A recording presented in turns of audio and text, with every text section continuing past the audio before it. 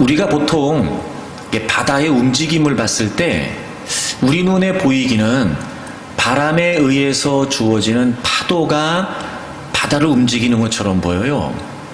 그래서 바람에 따라서 왔다 갔다, 바람 부는 대로 왔다 갔다 하는 것처럼 이제 보이게 되거든요. 그래서 그 파도에 의해서 바다가 움직이는 것처럼 보여요. 근데 여러분 그거 아십니까? 실제 바다의 움직임은 파도에 의해서 움직이는 게 아니고요, 해류에 의해서 움직인다는 거예요.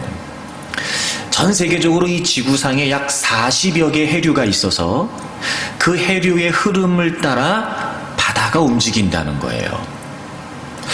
파도는 바람이 가장 큰 요인이 되지만 이 해류는 지구의 자전이라든지 달의 움직임, 그러니까 보다 더 이 우주에 있는 거대한 힘에 의해서 40개가 넘는 해류가 움직이면서 바다가 흐르고 있다는 거예요. 그러니까 우리가 겉으로 보기에는 바람에 의해서 파도가 일어나면서 바다가 움직일 것처럼 보여지는데 사실 실제 바다의 움직임은 파도가 아니라 해류라는 거죠. 더 큰 힘에 의해서 이 전 세계, 이 우주, 이 지구상에 있는 바다의 어떤 그런 흐름이 이제 이루어지게 된다는 거예요. 그런 마음이 들었어요. 그걸 보면서 우리 인생도 그럴 수 있겠다. 어찌 보면 하루하루 만나는 일, 좋은 일, 나쁜 일, 슬픈 일, 기쁜 일, 그냥 하루하루 만나는 그 일에만 우리가 집착하게 되면 그것 때문에 우리 인생이 이렇게 갔다 저렇게 갔다 가는 것처럼 보여질 수 있는데 사실은 그렇지 않다는 거예요. 마치 여러분 이 거대한 바다가 파도에 의해 움직이는 것이 아니라 그런 해류에 따라 움직이는 것처럼 여러분 우리의 인생도 그렇게 움직이는 건 아닐 수도 있겠다. 우리의 인생에 해류라는 게 과연 뭘까? 저는 바로 우리의 인생을 향하신 하나님의 뜻이라고 믿습니다. 오늘 하루하루 주어지는 일들도 사실은 우리는 다 헤아릴 수 없지만 우리의 인생을 향하신 그 거대한 하나님의 뜻, 마치 해류와도 같은, 때로는 느낄 수도 볼 수도 없는 그 거대한 하나님의 뜻이 우리의 인생을 이끌어가고 있다는 거예요. 물론 여러분 우리가 만나는 상황에 따라 두려워할 수도 있고 불안해할 수도 있고 때로는 초조해할 수도 있지만 여러분 그렇지 않아요. 이 하나님의 거대한 섭리가, 우리는 다 측량할 수도 없는 이 하나님의 위대한 섭리가 여러분 한 분 한 분의 인생을 주도하시면서 이끌어가고 있다는 사실입니다. 그래서 여러분 우리가 그저 겉으로 보여지는 바람에 의해 일어나는 파도에만 마음을 둘 것이 아니라 저 깊은 곳에서부터 더 큰 힘에 의해서 움직이는 해류를 볼 수 있다면 오히려 여러분 평안해질 수 있고 때로는 오히려 그래서 더 우리가 강해질 수 있지는 않을까 싶은 생각이 들어요.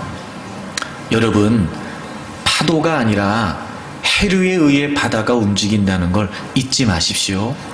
여러분의 인생도 여러분이 만나는 하루하루의 그 어떤 사건들, 때로는 그것 때문에 우리가 이리 갔다 저리 갔다 할 수도 있지만 여러분 그렇게 우리의 인생이 좌우되는 것이 아니고요, 하나님의 뜻이, 우리 인생을 향하신 하나님의 계획과 섭리가 지금도 변함없이 우리가 다 헤아릴 수 없지만 우리의 인생을 이끌고 가고 있다. 즉 여러분의 인생의 중심에 하나님이 계시다고 하는 사실을 잊지 않기를 바랍니다. 그래서 오히려 더 여러분 힘을 내고, 그래서 오히려 더 용기를 내고 그렇게 거대한 하나님의 흐름에 이끌려가는 그런 인생이 되기를 바랍니다.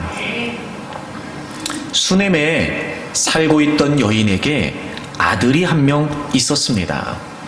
어느 날 이 아이가 아버지를 따라서 추수밭에 나갔다가 머리가 갑자기 아프다고 하는 거예요.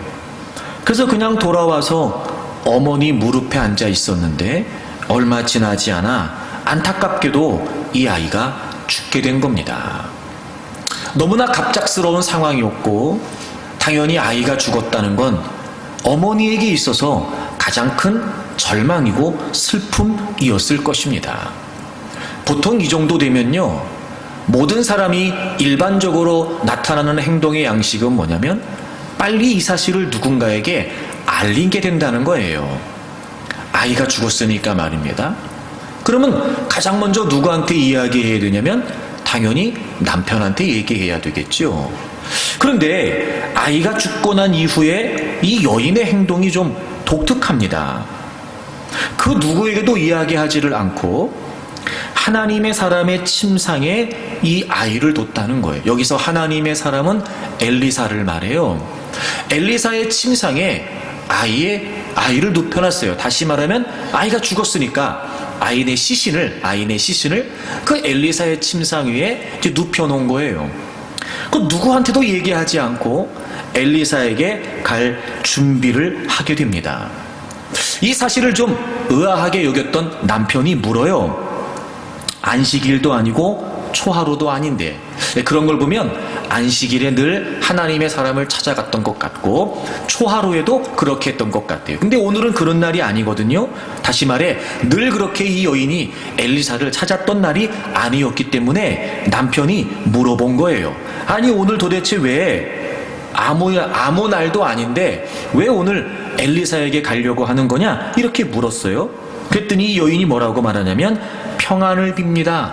평안입니다. 이렇게 얘기해요. 즉 걱정할 일 아닙니다. 아무 일도 없어요. 이렇게 얘기하는 거란 말이에요. 사실 여러분 지금 아무 일도 없지 않거든요. 지금 아이가 죽었어요. 여러분 이게 얼마나 심각한 일입니까? 여러분 이게 얼마나 당황스러운 일입니까? 당연히 자기 남편에게 알려야 되고 사람들에게 소식을 전해서 그 이유를 뭔가를 수습을 해야 될 텐데 말입니다. 아무한테도 이야기하지 않고 아이의 시신을 엘리사의 침상에 눕혀놓고 엘리사를 찾아가겠다는 거예요. 그러면서 왜 가려고 하냐고 묻는 남편에게 평안입니다 이렇게 얘기해요. 여러분 어떻게 이 여인이 이런 상황에서 평안입니다 이렇게 얘기할 수 있을까요? 그뿐만이 아닙니다. 여러분 26절에 보시면은요 이 여인이 막 달려오는 것을 엘리사가 먼저 발견을 하고 그리고 게하시에게 저 여인에게 가서 무슨 일이냐고 물으라고 해요. 그때 26절에 보시면 너는 달려가서 그를 맞아 이르기를 너는 평안하냐 내 남편이 평안하냐 아이가 평안하냐 하라 하였더니 여인이 대답하되 또 뭐라고 얘기해요? 평안입니다 이렇게 얘기해요. 여러분 지금 이 상황은 절대로 평안한 상황이 아니에요. 즉 아무 일도 없는 상황이 아니고요. 이 여인에게 가장 어려운 가장 절망적인 가장 심각한 상황을 만났어요. 근데 이 여인은 지금 아무 일도 없다는 거예요. 평안하다는 거예요. 여러분 놀랍지 않습니까? 누가 봐도 이 상황은요 소위 말해 까무러칠 상황이죠. 엄마 입장에서는 아이가 갑자기 머리가 아프다고 하더니 그냥 죽어버린 거예요. 예를 들어 여러분 늘 시름시름 앓고 있던 아이라든지 아니면 여러분 아이가 병에 걸려 있었다든지 그래서 그 아이가 죽었다면 뭐 그러려니 할 수도 있을 거예요. 물론 그럴 수 없겠지만 말입니다. 하지만 지금 이런 상황은 그런 상황이 아니잖아요. 갑자기 아이가 머리가 아프다고 그러더니 그냥 엄마 품에서 죽어버렸어요. 여러분 이것처럼 절망적이고 슬프고 가슴 아픈 일이 어디 있겠냔 말이에요. 그러니까 분명히 이 상황은 평안한 상황이 아니에요. 근데 어떻게 이 여인이 평안하다고 말할 수 있었을까? 저는 그래서 이 대목에서요 이 여인이 평안입니다 라고 연거푸 이야기하는 이 장면이 바로 이 여인의 신앙이라고 저는 생각해요. 적어도 이 상황에 지금 이 여인은 엘리사를 찾아갔어요. 그리고 그 엘리사와 함께 집으로 돌아오게 되고 여러분 그 엘리사를 통해서 죽었던 아이가 살아나게 됐다는 거예요. 이 평안이라고 하는 말은요 이런 말입니다. 하나님 안에서 하나님과 함께 할 때 하나님의 임재 속에서 나타나는 충만한 상태. 그러니까 이 여인은 지금 뭘 기대하고 있는 거냐면 비록 아이가 죽었지만 하나님이 함께 하신다면 얼마든지 다시 살아날 수 있을 것이다 라고 하는 소망이 있었던 거예요. 이 상황은 절망적인 상황이지 평안한 상황이 아니고요. 이 상황은 이 여인에게서 일어날 수 있는 가장 어렵고 심각한 일이었으나 아무 일도 없다고 말할 수 있었다는 건 그저 단순히 아이에 대한 집착 때문에 살아나면 좋겠다라고 하는 기대가 있었던 게 아니었고요. 평안이다, 샬롬이라고 하는 이 말 속에 이 여인이 하나님에 대한 기대를 참고 있었다는 거예요. 그래서 절망적인 상황에서도 지금 이 여인은 평안입니다 라고 말할 수 있었다는 겁니다. 특별히 제가 이 평안이라고 하는 말을 이 여인의 신앙이다 라고 여러분에게 말씀드릴 수 있는 대목은 우리가 주목해야 될 부분이 있는데 바로 21절이에요. 여러분 21절을 보세요. 아이가 죽었습니다. 그리고 그의 어머니가 올라가서 아들을 하나님의 사람 즉 엘리사의 침상 위에 두고 문을 닫고 나왔어요. 문을 닫고 나왔어요. 여러분 그냥 엘리사의 침상에 두고 나왔다 그러면 될 걸 왜 굳이 문을 닫았다라고 하는 말을 사용한 걸까요? 왜 그냥 아이를 그 침상에 뒀다라고 하면 될 걸 굳이 문을 닫고 나왔다라고 이렇게 표현한 걸까요? 여러분 이 대목을 리처드 넬슨이라고 하는 신학자가 이렇게 추석을 했어요. 그대로 읽어드리겠습니다. 그 아이의 죽음을 극적 시간 속에 동결시켜 죽음의 과정이 더 이상 진행되지 못하게 하려고 했다. 아이의 죽음을 극적 시간 속에 동결시켜, 즉 아이가 죽었다고 하는 그 상황을 거기에서 멈추게 했다는 거예요. 동결시켜서 그 과정이, 즉 아이의 죽음이라고 하는 그 영향력이 더 이상 자신들에게 미치지 못하도록, 더 이상 그 아이가 죽었다고 하는 그 상황, 그래서 그 이후에 벌어질 수 있는 그 과정들이 진행되지 못하도록 문을 닫았다라고 표현했다는 거예요. 여러분 이런 겁니다. 아이가 죽는 건 막을 수 없었어요. 하지만 놀라운 건 아이가 죽었다라고 하는 이 절망적인 상황이 이 여인의 믿음을 막을 수 없었던 거예요. 이 문을 닫고 나왔다고 하는 표현이, 그래서 이 여인은 지금 평안이라고 고백하고 있는 이 상황이 정말 이 여인의 믿음이었던 거예요. 아이가 죽는 건 어쩔 수 없었어요. 하지만 그 절망적인 상황 속에서 이 여인은 그 절망적인 상황에 영향을 받기보다는 오히려 그걸 막아놓고 닫아놓고 멈춰놓고 비로소 자신이 하나님에 대한 기대를 갖고 자신의 믿음을 표현하며 자신의 믿음으로 행동하기 시작했어요. 문을 닫아놓고 그 아이의 시신을 엘리사의 침상에 올려놓고 그리고 문을 닫아놓고 더 이상 그 상황에 영향받지 않도록, 그리고 비로소 자신의 믿음으로 행동하면서 지금 이 여인은 평안이라고 고백하고 평안이라고 선포하면서 엘리사를 찾아갔던 거예요. 그리고 결국 그 행동이, 도무지 이 상황에서 어떻게 그렇게 할 수 있을까 이해되지 않는 이 행동이 결국 죽었던 아이를 살려내는 놀라운 결과를 가져오게 됐다는 거죠. 절망도 막을 수 없는 평안.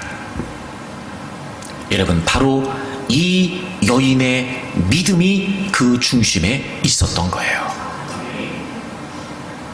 여러분 우리는 우리의 삶의 현장에서 수없이 많은 어려움들을 겪습니다.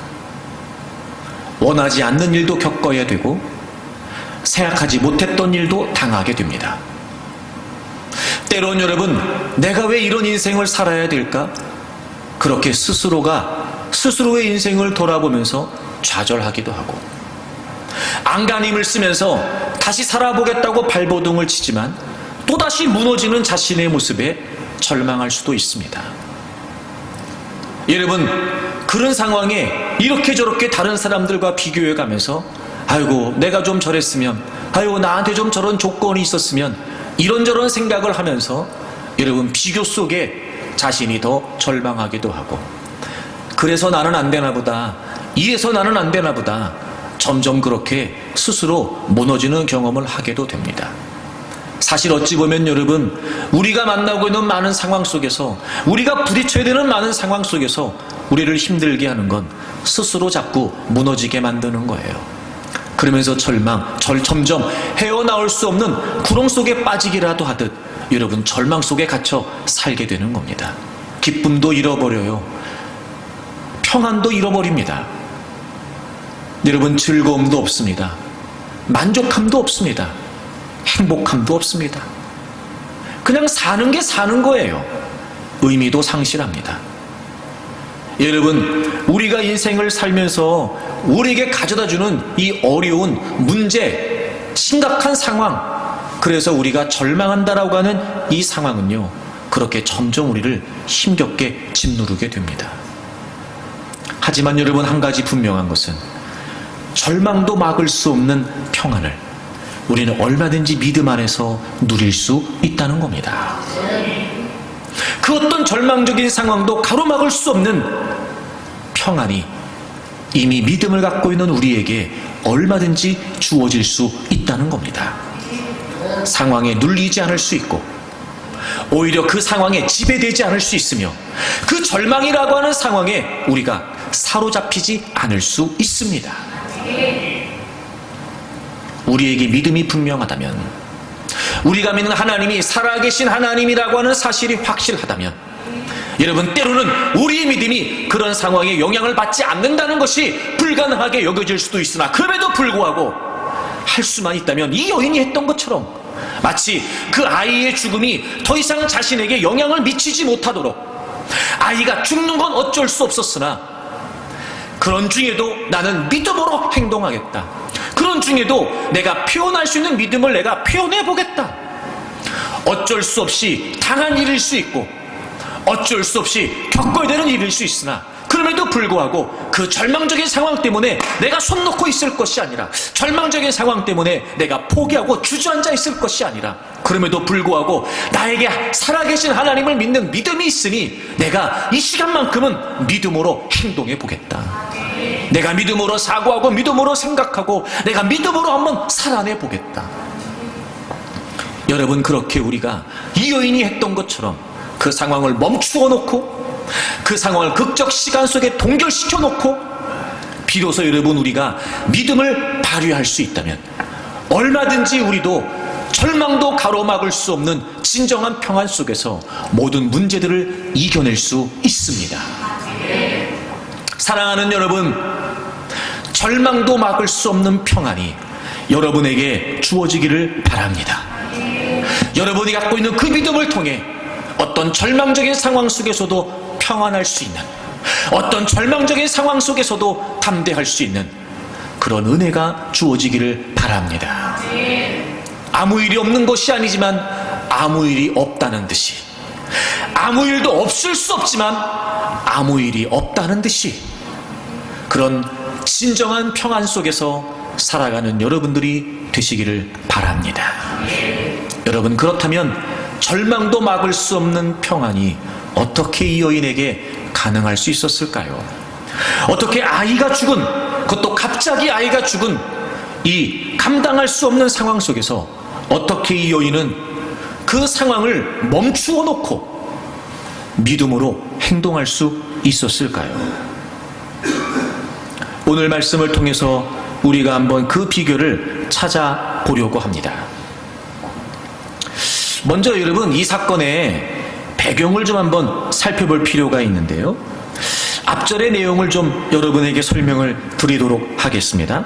수네메라고 하는 지역에 한 여인이 있었는데, 이 여인의 이름은 기록되어 있지 않고 8절에 보시면 이 여인이 귀한 여인이다 이렇게만 설명이 되어 있습니다.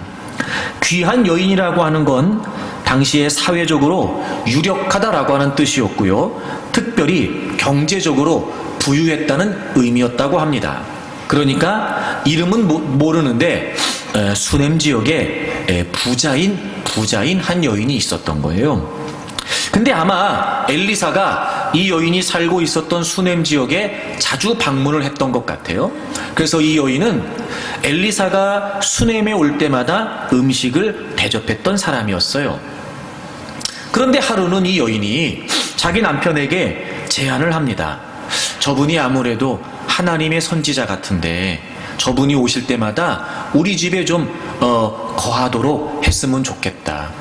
그래서 이 엘리사를 위해서 이 여인이 자기의 집에다가 방을 하나 만들게 되고, 엘리사가 수넴 지역에 올 때마다 이 여인이 그 방에서 엘리사가 머물도록 했던 거예요. 엘리사 입장에서는 고맙잖아요, 여러분. 그래서 엘리사가 고마운 나머지 수넴 여인에게 내가 너무 고마워서 그러는데 뭘 좀 답례를 좀 하고 싶습니다. 뭘 좀 당신에게 해드리면 좋겠습니까? 라고 이야기를 했어요. 그랬더니 이 여인은 사실 부유한 여인이었기 때문에 뭐가 필요하겠어요. 그래서 아니요, 괜찮습니다. 뭐 우리식으로 표현하면 이거 말씀만으로도 됐습니다. 무슨 말씀을요? 괜찮습니다. 그렇게 이제 얘기를 한 거예요. 그리고 이 여인이 나갔는데 엘리사의 사환이었던 게하시가 이 여인의 상황에 대해 이야기를 해줍니다. 여러분 몇 절을 보시냐면 14절을 보세요. 14절. 엘리사가 이르되 그러면 그를 위하여 무엇을 하여야 할까 하니 게하시가 대답하되 참으로 이 여인은 아들이 없고 그 남편은 늙었나이다. 그러니까 아이가 없어요. 그런데 남편이 늙었대요. 그러니까 지금 아이가 없어요. 그런데 남편은 늙었어요. 그러면 지금 아이가 없고 앞으로도 아이를 낳을 가능성이 이제 희박한 거예요. 그러니까 남편이 늙었다는 건 그런 의미겠죠. 그러니까 결국 지금 이 여인은 아이를 낳지 못했고 앞으로도 아이를 가질 수가 없었던 거예요. 그래서 그 이야기를 들었던 엘리사가 다시 수넴 여인을 불러요. 그리고 얘기하기를 당신이 아이를 갖게 될 겁니다. 그리고 내년에 아이를 낳게 될 거예요 라고 이야기를 했더니 여러분 16절 마지막 부분에 보세요. 여인이 이르되 아니로소이다. 내 주 하나님의 사람이요 당신의 계집종을 속이지 마옵소서. 여러분 여기 속이지 말라는 말이 무슨 말이냐면 허황된 소망을 갖지 않게 하세요 이런 말이에요. 허황된 소망을 갖지 않도록 해주세요 이런 말이에요. 그러니까 이런 거예요. 이 여인 입장에서도 자기가 아이를 가질 수 없다는 걸 기정사실화하고 있는 거죠. 그러니까 아무런 기대가 없어요 아이에 대해서. 근데 엘리사가 당신 임신할 거고요 내년에 아이를 낳을 거예요 라고 얘기했더니 이 여인이 아이고 무슨 말씀이세요. 지금까지도 아이가 없었고 남편도 그런데 아이고 무슨 그런 말씀이십니까. 괜히 그냥 헛된 꿈 꾸지 않게 해주세요. 헛된 꿈 꾸지 않도록 그런 말씀하지 마세요. 괜히 헛바람 잡지 마세요. 쉽게 말하면 이런 거 아니겠어요. 그러니까 이 여인도 지금 자기가 아이를 가질 수 없다는 걸 분명히 알고 있어요. 근데 놀라운 일이 벌어졌어요. 17절에 보시면 여인이 과연 잉태하여. 여러분 그냥 잉태한 것도 아니고요. 성경이 표현하기를 과연 잉태했대요. 그러니까 이런 거지요. 정말 놀라운 일이 벌어진 거예요. 본인도 알아요. 아이를 낳을 수 없다는 걸 말입니다. 정말 놀라운 일이 벌어졌어요. 과연 잉태하여 한 해가 지나서 이 여인이 아들을 낳게 됩니다. 자 여러분 아이가 죽었어요. 이때 이 상황을 멈춰놓고 지금 이 여인은 죽음도 가로막을 수 없는 절망도 가로막을 수 없는 믿음을 보여요. 이게 어떻게 가능했을까? 이 여인의 배경을 살펴보면 한 가지 분명한 건 이거예요. 사실 이 아이를 낳을 수 있었던 것도 불가능했던 일이었어요. 도무지 아무리 상황을 따져봐도 아이를 낳을 수 있는 건 불가능했어요. 그런데 하나님의 능력으로 아이를 낳은 거예요. 본인도 알아요. 이건 아이를 낳을 수 없는 상황에 기적처럼 하나님의 은혜로 낳았다는 걸 본인도 알아요. 근데 그 아이가 죽었어요. 이때 이 여인이 아이의 시신을 엘리사의 침상에 두고 기대하는 마음으로 엘리사를 찾아갔던 이유가 도대체 뭐였을까?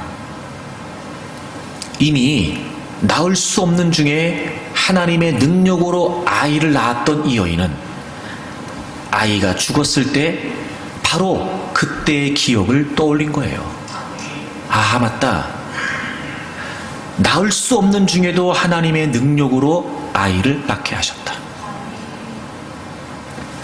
이 아이가 죽었어요 지금? 이 여인이 무슨 생각을 할 수 있었을까요? 낳을 수 없는 중에도 아이를 낳게 하신 하나님, 분명히 죽은 아이도 살려주실 것이다. 여러분, 지금 이 상황에서 이 여인이 절망도 막을 수 없는 평안을 소망할 수 있던 비결은 바로 이전에 베푸셨던 하나님의 역사를 그 선장에서, 절망의 현장에서 기억했던 거예요. 그렇습니다, 여러분. 그 누구도 절망적인 상황을 만나면 평안할 수 없습니다. 오히려 갖고 있었던, 유지하고 있었던 평안도 깨어지기 마련이죠. 그럴 때 어떻게 우리가 믿음으로 그 평안을 소망할 수 있을까? 그건 지금 당장 내 앞에 펼쳐진 일은 절망이고 좌절이고 포기일 수밖에 없지만, 그럼에도 불구하고 이전에 하나님이 내게 베푸셨던 역사와 능력과 은혜와 응답을 기억해낼 수 있다면 얼마든지 그 절망에 영향받지 않고, 얼마든지 그 절망적인 상황에 갇히지 않고 오히려 절망도 막을 수 없는 평안을 얻을 수 있게 된단 말이에요. 기억해야 됩니다.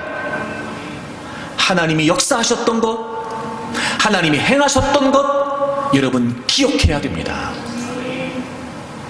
지금 아무리 절망적인 상황 속에 있다 할지라도, 지금 아무리 좌절할 수밖에 없는, 때로는 다시 일어설 수 없을 것 같은 큰 좌절이 있다 할지라도, 여러분, 우리가 지난날 하나님이 우리에게 베푸셨던 은혜를 기억할 수 있다면 오히려 우리는 그 상황을 막아설 수 있고 믿음으로 행동할 수 있습니다. 여러분, 지금 여러분이 어떤 절망적인 상황이 있다 할지라도, 도무지 여러분이 감당해낼 수 없는 어려운 상황 속에 사로잡혀 있다 할지라도, 그대로 물러서지 말고, 그대로 포기하지 말고, 여러분 잠깐이라도, 때로는 길을 써서라도 이전에 여러분의 삶에 베푸셨던 하나님의 역사와 능력들을 기억하십시오. 생각하십시오. 얼마든지 그 절망적인 상황에 영향받지 않고 여러분이 믿는 하나님을 바라보면서 여러분이 갖고 있는 그 믿음으로 행동할 수 있고, 그 믿음으로 말할 수 있고 선포할 수 있어 반드시 절망도 막을 수 없는 평안을 누릴 수 있습니다. 생각하셔야 돼요. 생각하셔야 돼요. 그런 걸 보면 여러분, 내가 오늘 믿음을 발휘한다는 거, 내가 오늘 믿음으로 산다는 거, 여러분 이거는요 단순히 오늘에만 국한되어 있는 게 아닌 거예요. 어찌 보면 이런 거죠.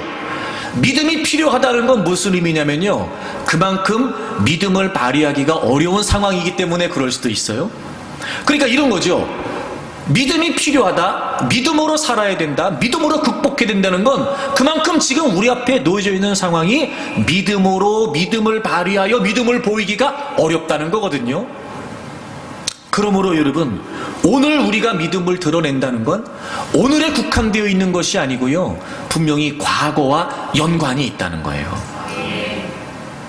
이전에 하나님이 내게 행하셨던, 이전에 하나님이 내게 역사하셨던, 이전에 하나님께서 내게 말씀하셨던, 여러분 사실 우리가 돌아보면, 생각해보면 굽이굽이 우리의 삶 속에 배어있는, 때를 우리가 다 헤아리지도 못할 만큼 아주 세밀하게 구체적으로 우리가 놓치고 있었던 것까지도 하나님은 다 살펴가시면서 여러분 우리의 인생을 돌보셨던 그 놀라운, 그리고 그 따스한, 그리고 그 위대한 하나님의 손길이 분명히 우리에게 있단 말이에요. 그 과거에 하나님이 역사하셨던 것을 기억해내는 거예요. 바로 그 과거가, 그 과거의 하나님의 역사가 오늘 내가 믿음을 드러낼 수 있게 작용이 되는 거예요. 그래서 오늘의 믿음인 거예요. 오늘의 믿음인 거예요. 그리고 여러분, 이 믿음이라고 하는 건 과거와 현재만 국한되어 있지 않고요, 그렇게 해서 내가 과거에 역사하셨던 하나님의 은혜를 기억하여 오늘 내가 믿음으로 행동하게 되면, 오늘 내가 믿음으로 행동한 그 행동이 여러분 우리의 미래도 열어주잖아요. 그런 여러분, 믿음이라고 하는 건요 그냥 단순히 오늘 딱 하루에 국한돼서 오늘 믿음, 여러분 이게 아니고요, 과거, 현재, 미래가 다 연관되어 있는 겁니다. 다 연관되어 있는 거예요. 이렇게도 생각할 수 있겠죠. 그러므로 여러분, 과거에 베푸셨던 하나님의 역사가 우리에게 있기 때문에 오늘 우리는 얼마든지 믿음으로 살 수 있고, 오늘 우리가 믿음으로 삶으로 내일이 우리에게 기대할 수 있단 말이에요. 반대로 여러분, 과거에 분명히 하나님의 역사가 우리에게 있음에도 불구하고 지금 당장 닥친 상황 때문에 그 모든 것들을 망각한 채 우리가 주저앉아 있다면 오늘도 우리는 믿음으로 행동할 수 없을 뿐더러 오늘 내가 믿음을 드러내지 못함으로 말미암아 내일도 불투명할 수밖에 없다는 거예요. 그러니까 여러분, 우리가 오늘 정신을 똑바로 차려야 됩니다. 아무리 여러분 앞에 절망적인 상황이 있다 할지라도 여러분을 짓누르려고 달려오는 마치 여러분 파상공세처럼 도무지 내가 꼼짝달싹할 수 없을 만큼 그 상황들이 우리를 철저하게 얽어매고 있다 할지라도 오늘 우리가 정신을 똑바로 차리고 오늘 우리가 믿음의 이성을 발휘하고 오늘 우리가 믿음을 발휘하게 몸부림쳐서라도 과거에 역사하셨던 하나님의 은혜를 기억하여 오늘 내가 그 모든 상황에 영향받지 않고 그 죽음도 가로막을 수 없는, 절망도 가로막을 수 없는 여러분 믿음을 우리가 보일 수 있다면 오늘 우리가 승리하는 것뿐만 아니라 오늘의 승리가 우리의 내일을 열어준단 말입니다. 그러니 여러분, 그 상황에만 마음을 빼앗기지 말고 여러분을 둘러싸고 있는 절망적인 상황이 전부인 것처럼 한숨 쉬지 말고, 어렵지만 쉽지 않지만 저절로 되는 건 아니지만 그럼에도 불구하고 하나님 앞에서 이전에 여러분의 삶에 은혜를 베푸셨던 걸 자꾸 기억해내세요. 그러면 이길 수 있습니다. 얼마든지 평안을 유지할 수 있습니다. 그리고 비로소 믿음으로 행동할 수 있게 되죠. 사실 여러분, 이 장면에서 이 여인이 누구한테도 이야기하지 않고 엘리사를 찾아간다는 것처럼 여러분 말도 안 되는 일이 어디 있습니까? 이걸 도대체 누가 이해할 수 있겠냔 말이에요. 하지만 누가 봐도 이해할 수 없는 일인 건 분명했으나 한편으로는 이 모습이야말로 진짜 하나님을 향한 기대를 갖고 있는 믿음의 모습이 아니었냔 말입니다. 아하, 여러분 보세요. 그게 다른 겁니다. 그게 다른 거예요. 진짜 믿음의 사람이라는 건 이런 거죠. 정말 믿음이 필요할 때 믿음으로 행동하는 사람. 모두가 다 그렇게 생각할 수밖에 없는 상황 속에서 그의 생각은 남달랐다. 누구도 어쩔 수 없이 절망이라고 말할 수밖에 없는 상황에서도 그는 하나님을 고려하여 모두가 다 안 된다고 말하는 상황에 이 상황은 더 이상 어쩔 수 없습니다, 포기해야 됩니다라고 말할 수밖에 없는 상황에서도 그는 이전에 베푸셨던 하나님의 역사를 기억하며 고백하며 선언한다. 그리고 오늘 믿음을 발휘하는 거예요. 오늘 믿음으로 말하고 오늘 믿음으로 행동하는 거예요. 그리고 여러분, 그 누구도 상상할 수 없는 하나님의 놀라운 역사가 믿음을 보였던 그의 삶에 나타나게 되는 겁니다. 그러니 여러분, 지난날 여러분의 삶에 역사하셨던 하나님의 은혜를 기억하세요. 굽이 여러분, 때론 여러분, 우리가 하나님께 기도조차 쉽지 않은 상황에 작은 신음을 내뱉듯 몇 마디 하나님께 아뢰었던 기도도 지내놓고 보면 하나님은 그것도 기억하시고 우리의 삶에 은혜를 베푸시기도 해요. 누구에게도 말 못할 고민, 벙어리 냉가슴 앓듯 막 고민하고 괴로워하고 있을 때 여러분, 하나님은 그 아픔 가운데 있는 우리를 외면하지 않으시고 주님의 따스한 손길로 우리를 위로하시고 치료해 주시기도 했어요. 나는 여러분 주님을 모른다 하여 나는 여러분 주님의 말씀 외면하고 등지고 살았으나 그런 중에도 돌아보면 그때도 주님은 나를 살피고 계셨고 그런 나도 여전히 주님을 사랑하신다는 모습을 보여주시면서 여러분 그런 중에도 하나님은 우리에게 은혜를 베푸셨단 말이에요. 다급한 처지에 위급한 상황에 하나님의 은혜를 구할 때마다 외면하신 적이 없었고 때론 여러분 하나님 앞에 정말 죄스러운 일을 저질렀을 때도 깨닫고 하나님 앞에 회개했을 때 하나님이 용서해 주시지 않은 적도 없었습니다. 그러니 여러분 오늘 우리가 만나고 있는 그 어떤 절망적인 상황이 있다 할지라도 분명히 하나님은 우리에게 베푸셨던 놀라운 역사들이 적지 않으니 그걸 기억하고 그걸 고백하고 그걸 선언하면서 지난날 하나님의 은혜를 기억한다면 여러분 얼마든지 우리는 오늘 믿음으로 행동할 수 있습니다. 그러니 여러분 그걸 기억하셔야 돼요. 다른 건 다 잊어도 좋은데 여러분, 다른 건 다 잊어도 좋은데 여러분 이것만큼은 잊지 않으셨으면 좋겠어요. 자, 이사야 44장을 찾으세요. 이사야 44장. 구약성경 1023페이지 이사야 44장 21절을 보세요. 야곱아 이스라엘아 이 일을 기억하라. 그러니까 야곱아 이스라엘아, 지금 하나님의 백성들을 부르시는 거예요. 그리고 하나님이 말씀하세요. 이건 좀 기억하라는 거예요. 이걸 기억하라는 거예요. 너는 내 종이니라. 내가 너를 지었으니 너는 내 종이니라. 이스라엘아 너는 나에게 잊혀지지 아니하리라. 잊혀지지 아니하리라. 또 내가 내 영혼을 빽빽한 구름같이 내 죄를 안개같이 없이 하였으니 너는 내게로 돌아오라. 내가 너를 구속하였습니다. 여러분 21절에서는 하나님이 우리를 지으셨다 이렇게 말씀하세요. 22절에는 하나님이 우리를 구속하셨다. 즉 하나님이 우리를 창조하셨고 하나님이 우리를 구원하셨어요.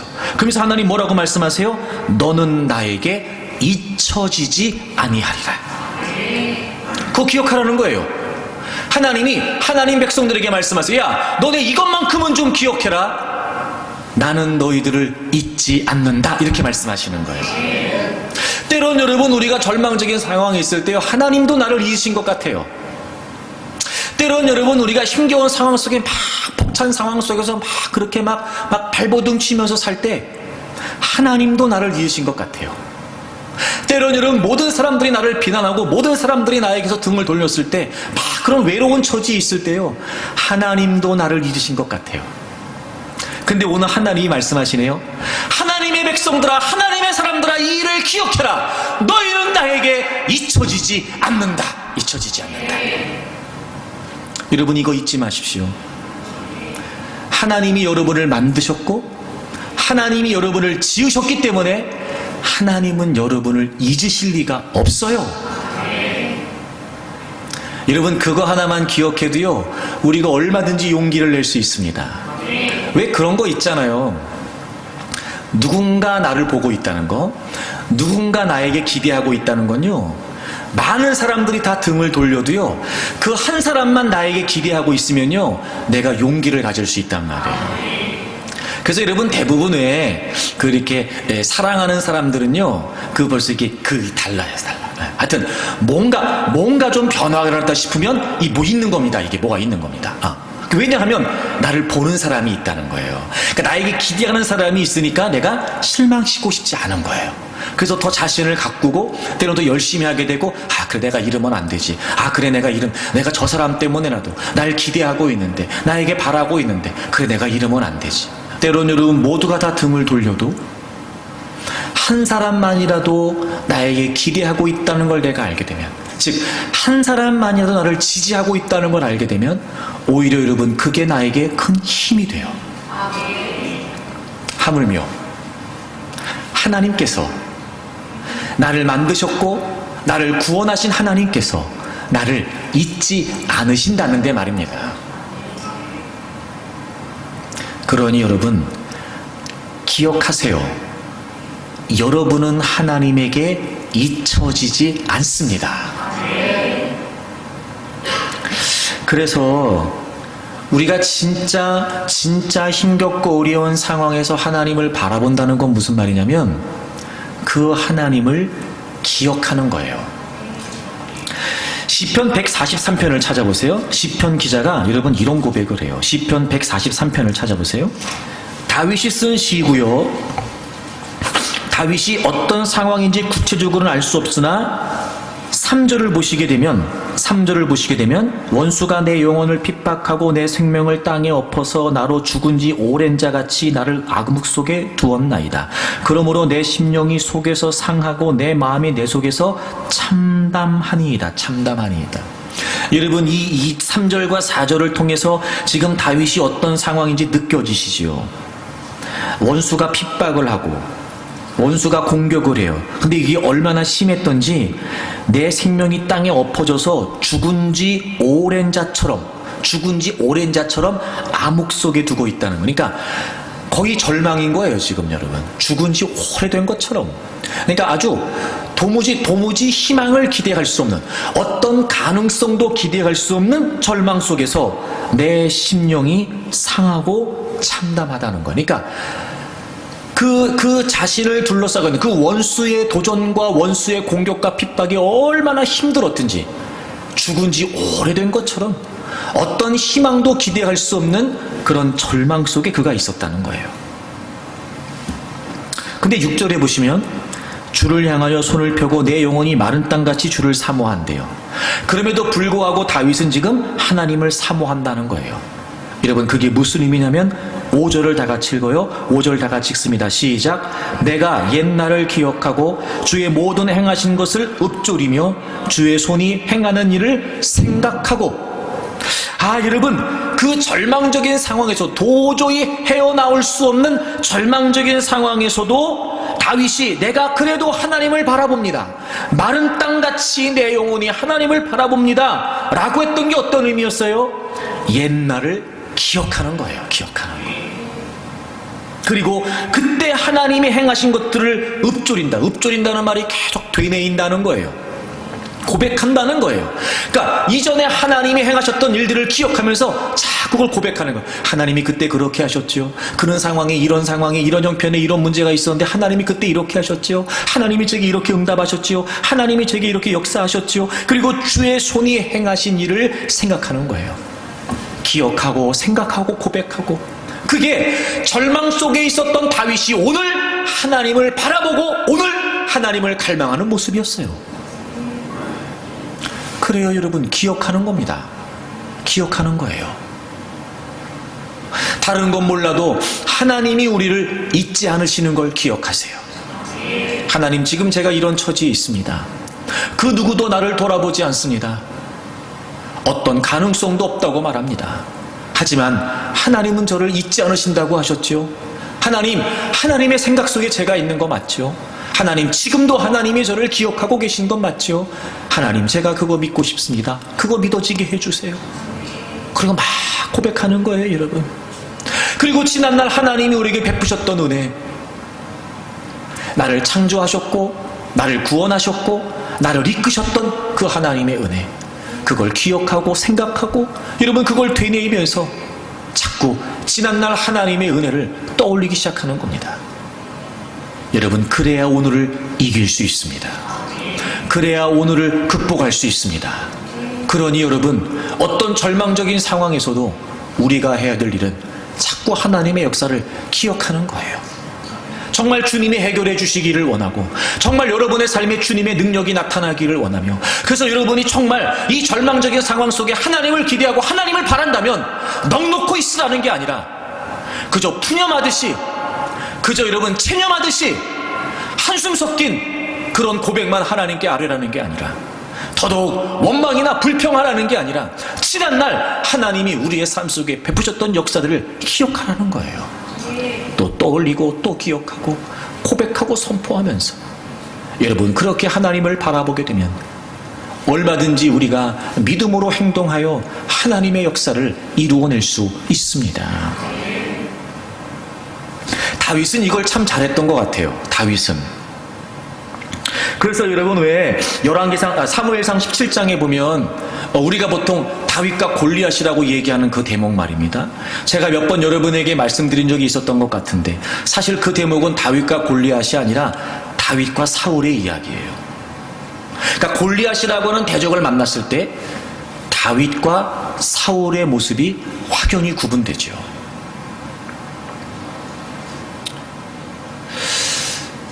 다윗이 모두가 두려워하여 숨죽이고 있는 상황에서 내가 골리앗을 상대할 수 있습니다 라고 싸우러 나가겠다고 했던 이유가 뭐였냐면 바로 기억한 거였어요.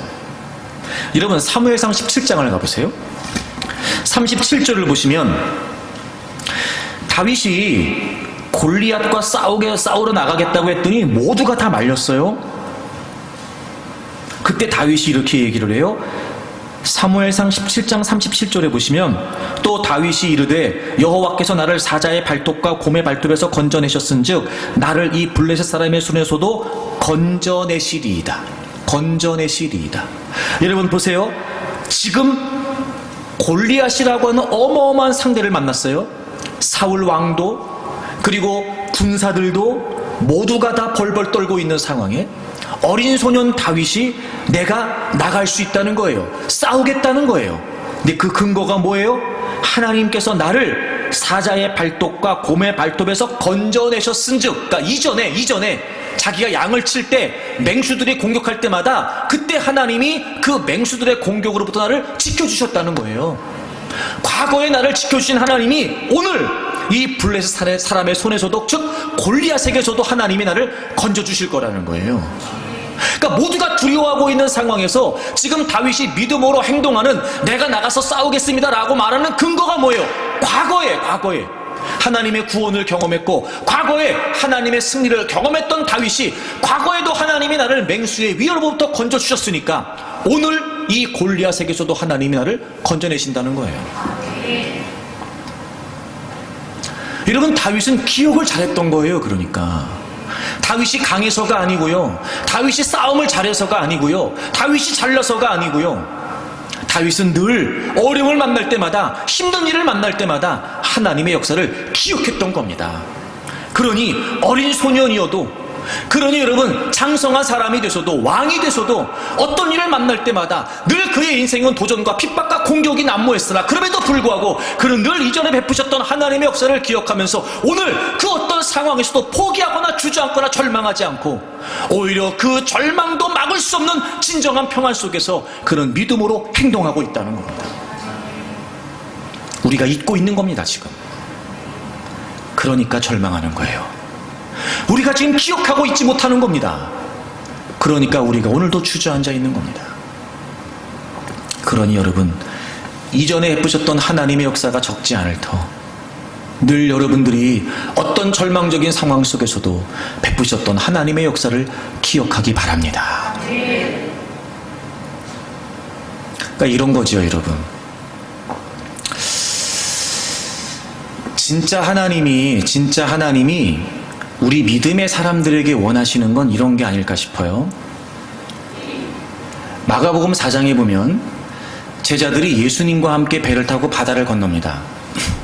큰 풍랑을 만나게 되고 예수님은 배 밑에서 주무시고 계셨어요.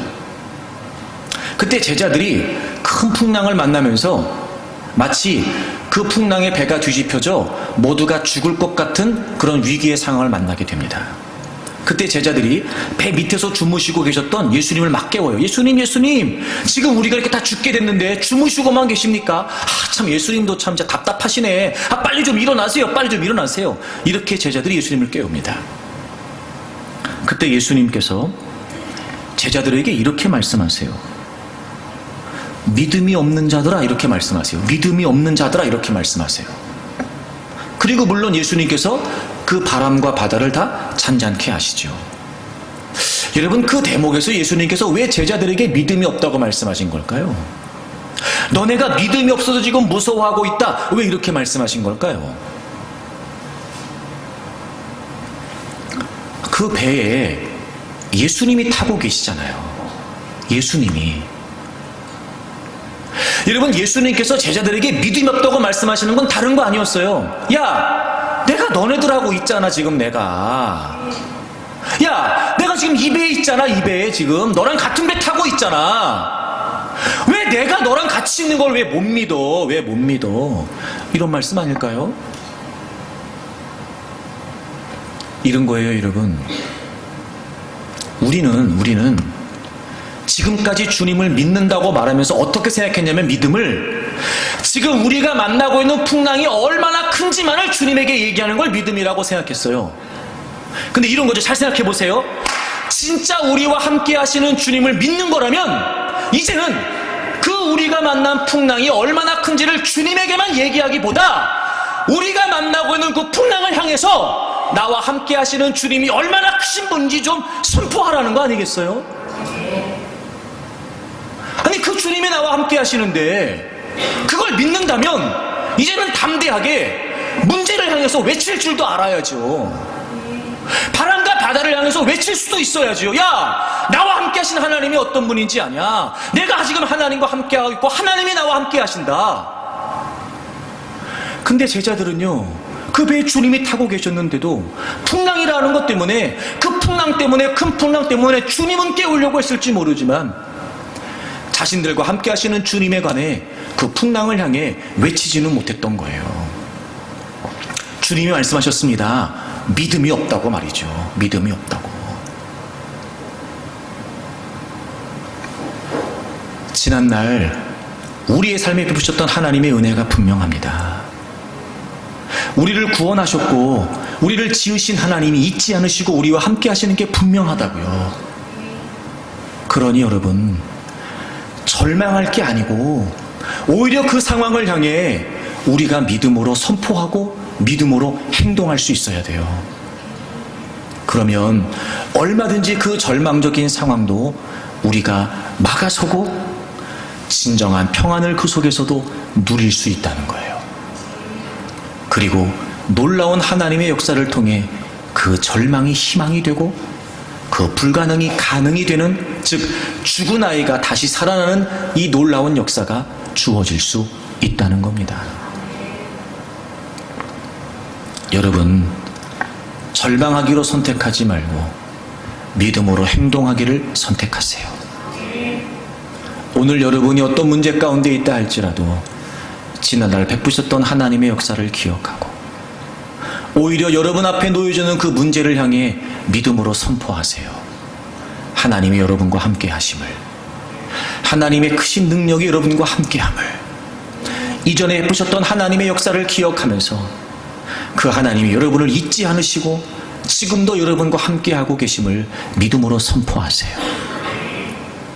절망도 막을 수 없는 진정한 평안이 여러분에게 있게 되기를 바랍니다.